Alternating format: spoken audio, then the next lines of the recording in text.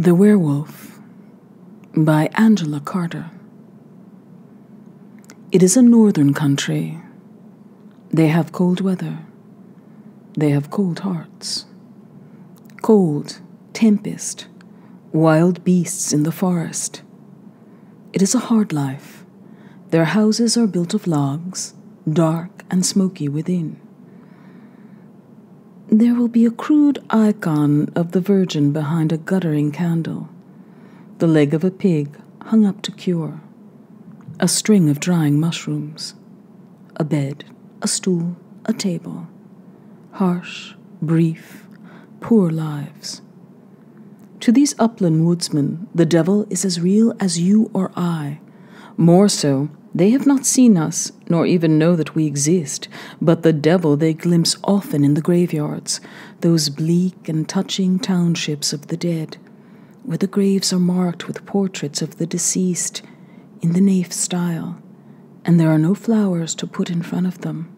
No flowers grow there, so they put out small votive offerings, little loaves, sometimes a cake that the bears come lumbering from the margins of the forest to snatch away.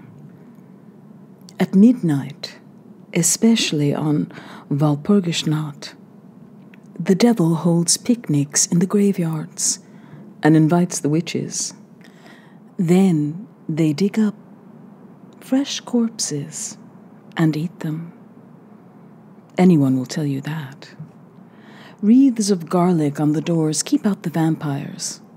A blue-eyed child born feet first on the night of St. John's Eve will have second sight.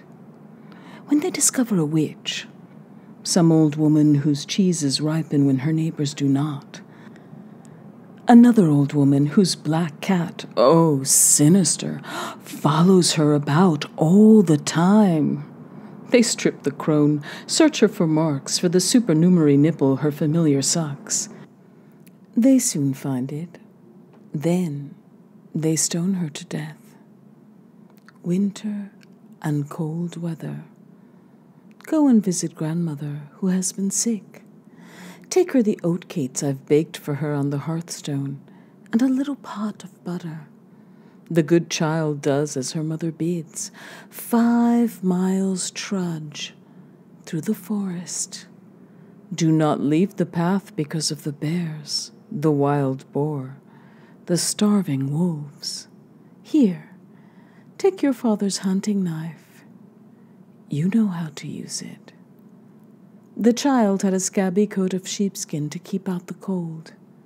She knew the forest too well to fear it, but she must always be on her guard. When she heard that freezing howl of a wolf, she dropped her gifts, seized her knife, and turned on the beast. It was a huge one, with red eyes and running grizzled chops. Any but a mountaineer's child would have died of fright at the sight of it. It went for her throat, as wolves do. But she made a great swipe at it with her father's knife and slashed off its right forepaw. The wolf let out a gulp, almost a sob. When she saw what had happened to it, wolves are less brave than they seem. It went lolloping off disconsolately between the trees, as well as it could on 3 legs, leaving a trail of blood behind it. The child wiped the blade of her knife clean on her apron, wrapped up the wolf's paw in the cloth in which her mother had packed the oatcakes, and went on towards her grandmother's house. Soon it came on to snow so thickly that the path and any footsteps, track, or spoor that might have been upon it were obscured. She found her grandmother was so sick she had taken to her bed and fallen into a fretful sleep, moaning and shaking so that the child guessed she had a fever. She felt the forehead. It burned. She shook out the cloth from her basket, to use it to make the old woman a cold compress, and the wolf's paw fell to the floor. But it was no longer a wolf's paw. It was a hand, chopped off at the wrist, a hand toughened with work and freckled with age. There was a wedding ring on the third finger, and a wart on the index finger. By the wart, she knew it was her grandmother's hand. She pulled back the sheet, but the old woman woke up at that and began to struggle, squawking and shrieking like a thing possessed. But the child was strong, and armed with her father's hunting knife, she managed to hold her grandmother down long enough to see the cause of her fever. There was a bloody stump where her right hand should have been, festering already. The child crossed herself and cried out so loud. The neighbors heard her and came rushing in.